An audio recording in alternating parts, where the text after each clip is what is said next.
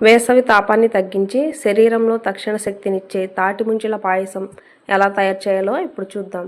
ముందుగా 50 గ్రాముల సన్న సగ్గు బియ్యం తీసుకొని ఒక గ్లాసు వాటర్ పోసి స్టవ్ మీద పెట్టండి. ఒక అరడజను తాటి ముంజలను తీసుకొని ఇలా తొక్క ఒలుచుకొని శుభ్రం చేయండి. తాటి ముంజలు అనేవి ఇలా లేతగానే ఉండాలి. ఇప్పుడు సగ్గు బియ్యం ఉడికించుకొని పక్క నుంచి పూర్తిగా చల్లారనివ్వండి. ఇప్పుడు పాయసానికి వీలుగా తాటి ముంజలను చిన్న చిన్న ముక్కలుగా కట్ చేసుకోండి. ఒక బౌల్లో 1/2 లీటర్ వరకు కాచి చల్లార్చిన పాలను తీసుకోండి. ఆ తర్వాత పాయసంలోకి రెడీ చేసుకున్న తాటి పుంజల ముక్కలు అలాగే ఉడికించుకున్న సగ్గు బియ్యాన్ని కూడా ఒకదాని తర్వాత ఒకటి వేసుకోండి. ఆ తర్వాత బెల్లాన్ని నేను 1 కప్పు వరకు వేసుకున్నాను. మీరు కావాలంటే షుగర్ని కూడా యూజ్ చేయొచ్చు. తరువాత ఇలాచీ పొడి వేసుకొని బాగా కలపండి. ఈ మిశ్రమాన్ని 1 అవర్ పాటు ఫ్రిడ్జర్లో పెట్టండి. మీకు నచ్చితే ఐస్ క్యూబ్స్ కూడా వేసుకొని సర్వ్ చేసుకోవచ్చు. కాకపోతే అలా అయితే పాయసం పలుచబడిపోద్ది.